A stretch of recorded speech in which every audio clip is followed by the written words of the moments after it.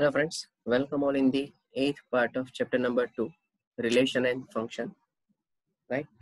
આ સેશનની અંદર આપણે પ્રક્રિયાને સ્વાધ્યાયને કમ્પ્લીટ કરીશું. સો ઓલમોસ્ટ આ સેશન આપણું લાસ્ટ સેશન હશે.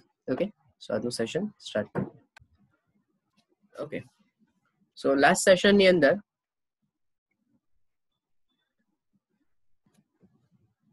આપણે જે ક્વેશ્ચન્સ કમ્પ્લીટ કરેલા એ સિવાયના ક્વેશ્ચન્સથી આજે વાત કરીએ તો એમાં નંબર 6 બહુ જ અગત્યનો ક્વેશ્ચન કહેવાય. તમારે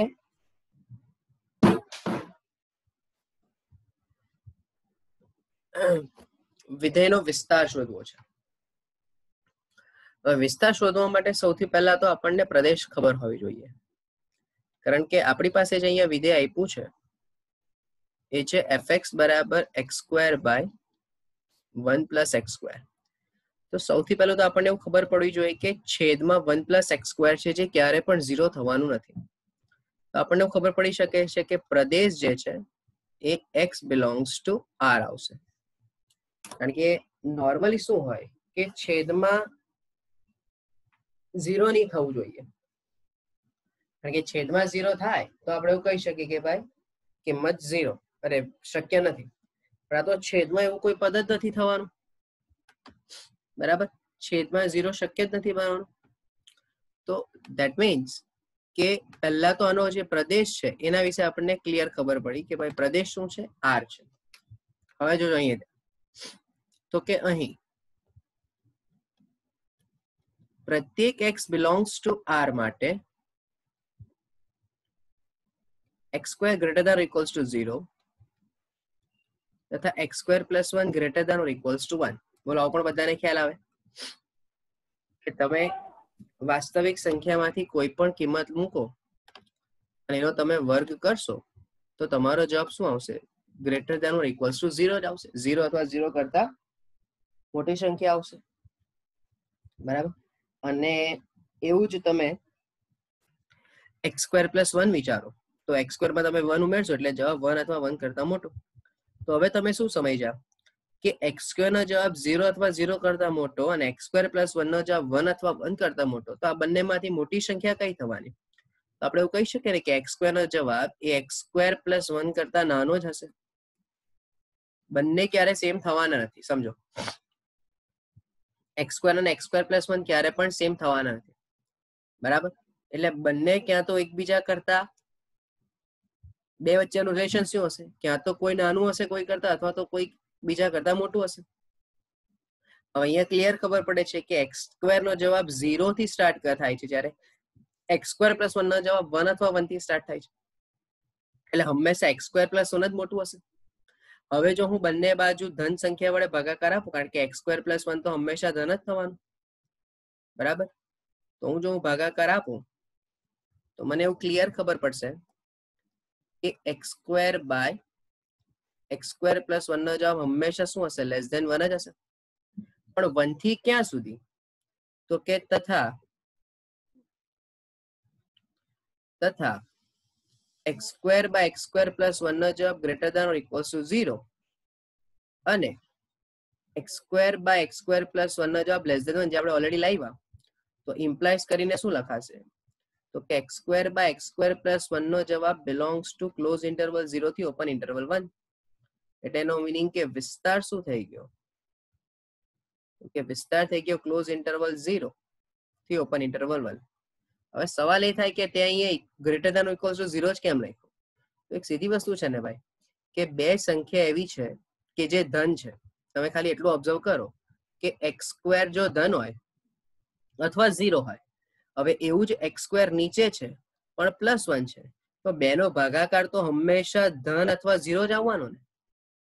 જ્યારે x ની કોઈ કિંમત તમે 0 લેશો ત્યારે છેદમાં તો ધન જ કિંમત આવવાની. હવે એ સિવાય તમે x ની કોઈ બી કિંમત મૂકો તો અંશ અને છેદ હંમેશા શું આવશે? ધન જ આવશે, પણ એક કરતા નાનું જ હશે. કયા કારણને લીધે? તો આ કારણ અહીંયા તમને દેખાય જ છે, બરાબર? તો આ 0 ને લીધે તમારો જવાબ 0 અથવા 0 કરતા મોટો હશે, અને આ જે રિઝલ્ટ આવ્યું તમારું એને લીધે જવાબ 1 કરતા નાનો હશે, બરાબર?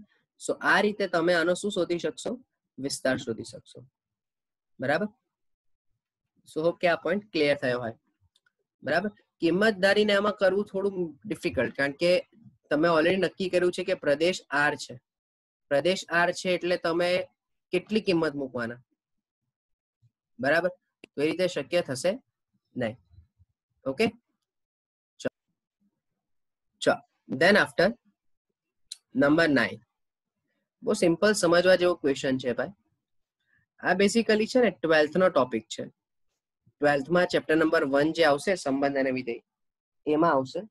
ખાલી હું એક વાત કહી દઉં કે જો આ શરતનું સમાધાન થાય તો એને સ્વવાચક સંબંધ કહેવાય. સ્વવાચક. જો એ બી અને બી એ આવું હોય તો આને સંમિત સંબંધ કહેવાય, અને અહીંયા ત્રીજામાં પારંપરિક કહેવાય. ખાલી મેં તમને નામ કીધા. અત્યારે શું છે એના વિશે આપણે ચર્ચા નથી કરી, પણ આપણે તો ખાલી એનો જવાબ લાવવો છે કે વિધાનો સત્ય છે કે નથી. તો જો આપણે એક સિમ્પલ વેમાં સમજી લઈએ કે એ અને બી વચ્ચે રિલેશન શું છે.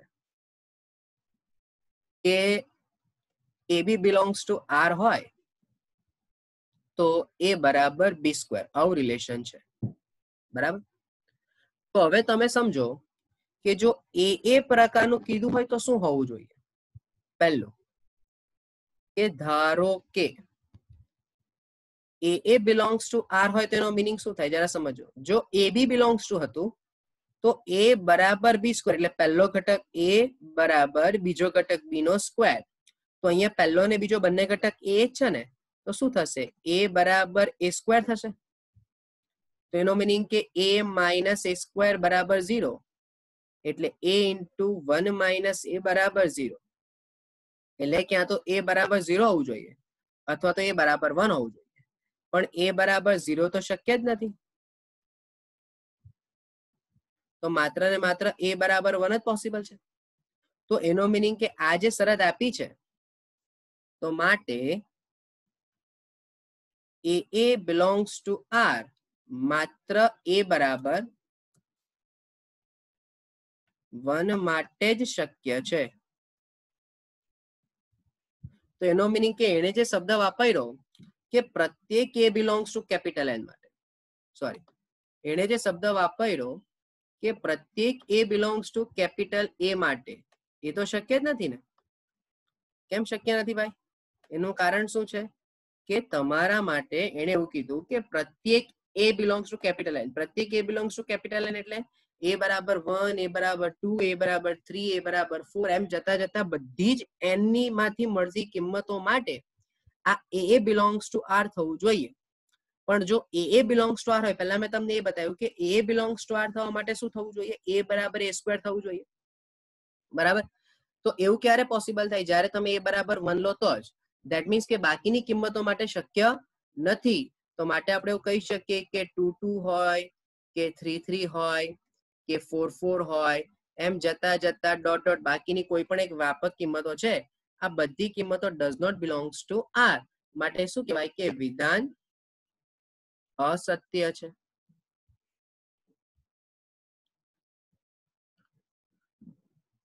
બરાબર. ત્યાર પછી શું કહે છે જોજો કે એ બી હોય તો બી એ હોવું જોઈએ.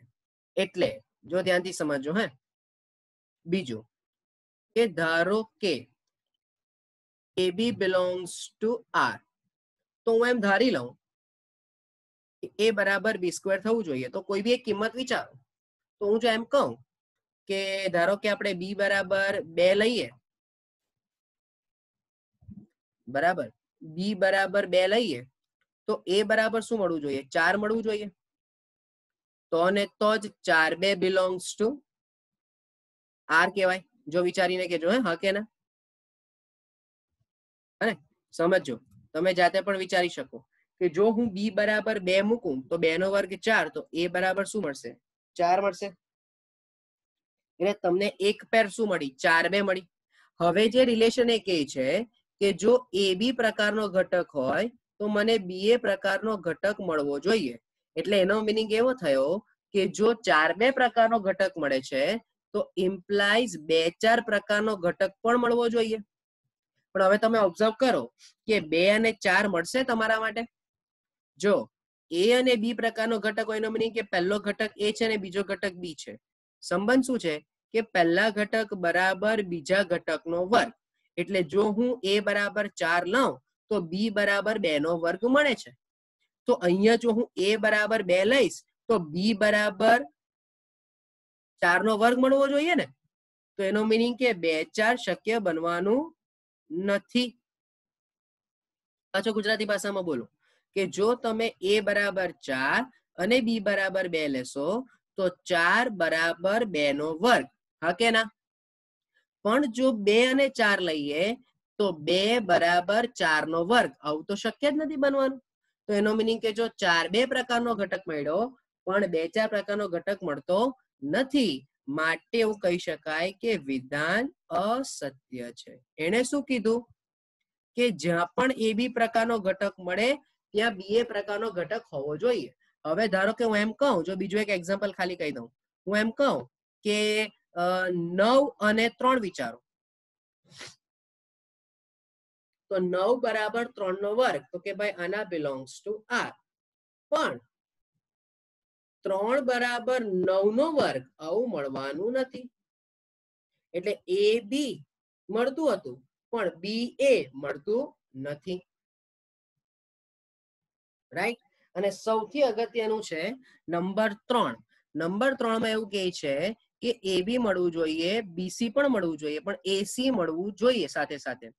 એટલે નંબર 3 માં કે એ બી પ્રકારનો ઘટક આર માં હોય, બીસી પ્રકારનો ઘટક આર માં હોય તો એસી પ્રકારનો પણ ઘટક હશે. એટલે જો એ બી બીસી અને એસી, એ બી બીસી અને એસી ત્રણે ત્રણ મળતા હોય તો વિધાન સાચું.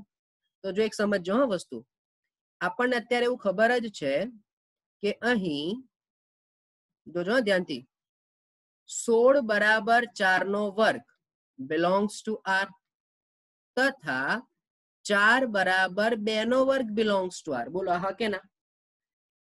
એ બરાબર 16, બી બરાબર 4, તો અહીંયા પણ બી બરાબર 4 જ છે. એટલે આપણે એવું કહી શકીએ ને કે એ બરાબર 16, બી બરાબર 4, બરાબર, અને સી બરાબર 2. જો એ બી બિલોંગ્સ ટુ આર હોય તો રિલેશન શું મળવો જોઈએ? એ બરાબર બી સ્ક્વેર. અને જો બીસી બિલોંગ્સ ટુ આર હોય તો રિલેશન મળવું જોઈએ બી બરાબર સી સ્ક્વેર. તો ચેક કરો, બોલો રિલેશન સાચું જ પડે છે કે 16 બરાબર 4 નો વર્ગ, એ બરાબર 16, બી બરાબર 4, તો 16 બરાબર 4 નો વર્ગ, બી બરાબર 4, સી બરાબર 2, તો 4 બરાબર 2 નો વર્ગ. બોલો ક્લિયર થયું આટલું ભાઈ? તો એ અને સી વચ્ચે પણ રિલેશન આવવું જોઈએ ને, કારણ કે જો એ બી બીસી તો એસી પણ થવું જોઈએ. તો અહીંયા હું એવું કહી શકું ભાઈ કે અહીં પણ 16 અને 2 does not belongs to R. કેમ? કારણ 16 બરાબર 2 નો વર્ગ શક્ય નથી.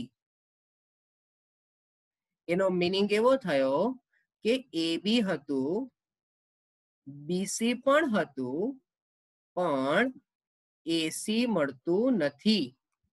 અને જો એસી મળતું હોતે તો વિધાન સાચું પડતે, પણ એસી મળતું નથી. ધેટ મીન્સ કે વિધાન અસત્ય છે. આ સિમ્પલ એક્ઝામ્પલ પરથી જ આ વસ્તુ તમને સમજમાં આવવી જોઈએ.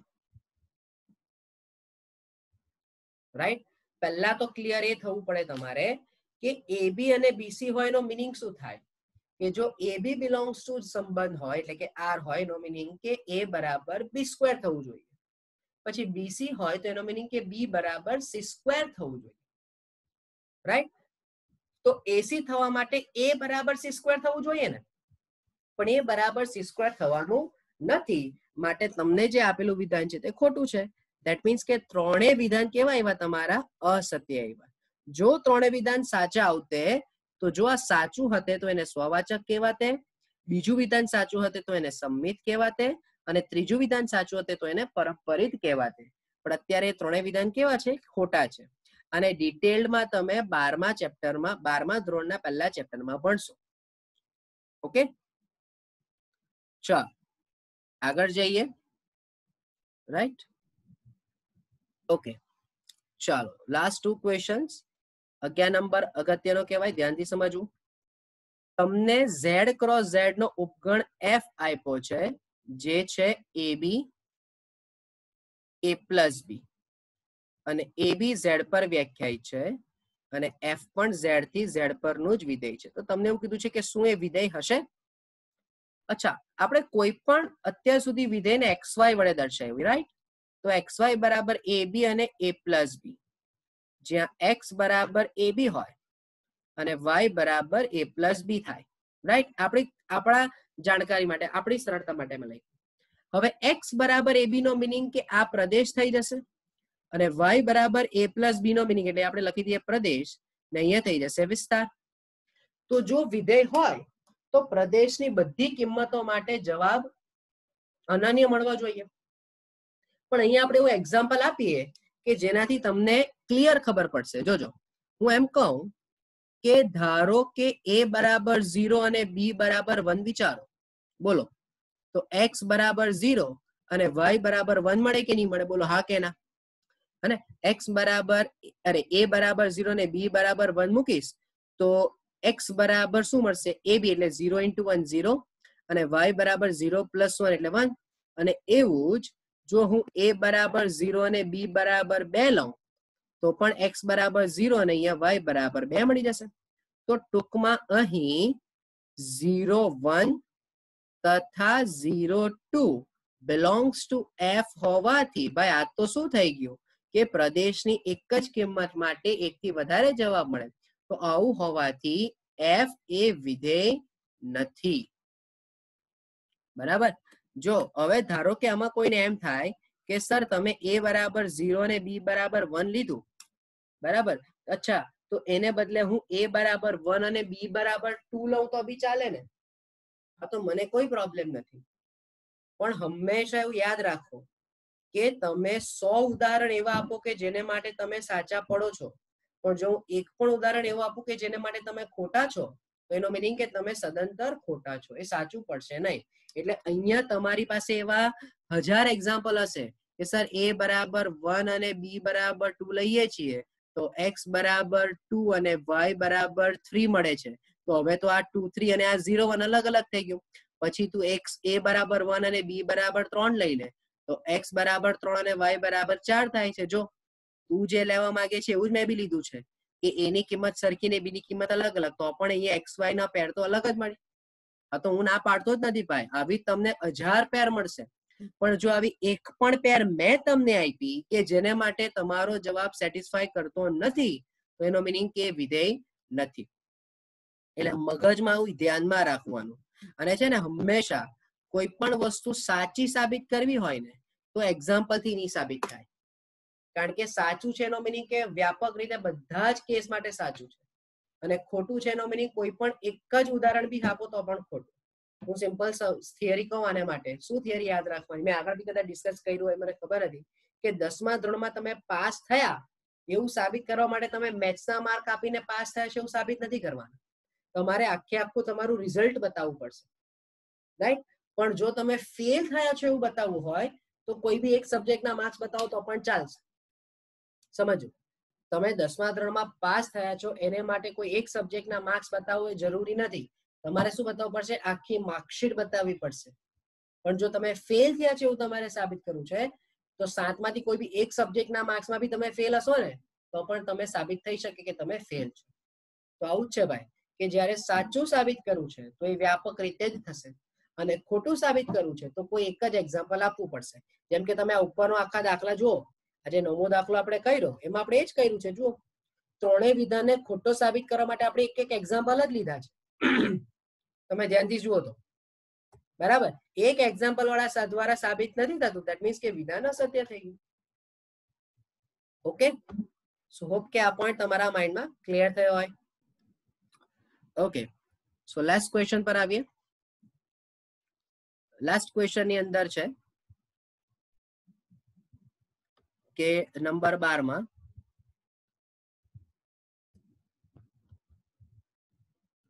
a બરાબર 9 10 11 12 13 વિધેય સાબિત થાય છે a થી n પર અને fn બરાબર છે n નો મહત્તમ અવિભાજ્ય અવયવ. તો તમારે વિસ્તાર શોધવાનો છે. ચાલો ચેક કરીએ. બોલો, તો હવે આપણે કિંમતો પ્રદેશમાંથી લેતા જઈએ. ચલો n બરાબર 9, તો બોલો f ઓફ 9 એટલે 9 નો મહત્તમ અવિભાજ્ય અવયવ. તો 9 નો મહત્તમ અવિભાજ્ય અવયવ કેટલો આવશે? 3 જ આવશે. પછી હું n બરાબર 10 મૂકું તો f ઓફ 10 એટલે 10 નો મહત્તમ અવિભાજ્ય અવયવ એટલે 5. અચ્છા, અવિભાજ્ય અવયવ ખબર પડશે ને? 9 ને લખાય 3 ગુણ્યા 3 ગુણ્યા 1, બરાબર છે? એટલે એનો મીનિંગ કે એનો મહત્તમ અવિભાજ્ય અવયવ 3 થઈ ગયો.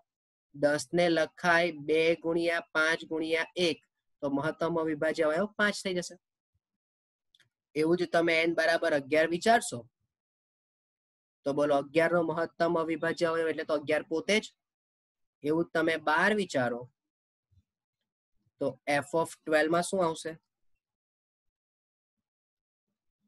તો 12 ની અંદર પણ મહત્તમ અવિભાજ્ય અવયવ 3 જ હશે, કારણ કે 2 ગુણ્યા 2 ગુણ્યા 3 ગુણ્યા 1, બરાબર? તો મહત્તમ અવિભાજ્ય અવયવ કોણ? તો કે ભાઈ 3 આવશે. અને એવું જ n બરાબર 13 વિચારશો તો f ઓફ 13 નો પણ મહત્તમ અવિભાજ્ય અવયવ 13 જ થઈ ગયો. તો માટે f નો વિસ્તાર શું થશે? 3, 5, 11 અને 13. That's it. સિમ્પલ ક્વેશ્ચન છે ભાઈ. ઓકે, સો હોપ કે આ પોઈન્ટ તમને ક્લિયર થયો. સો હવે અહીંયા આ ચેપ્ટર કમ્પ્લીટ થાય છે, રાઈટ?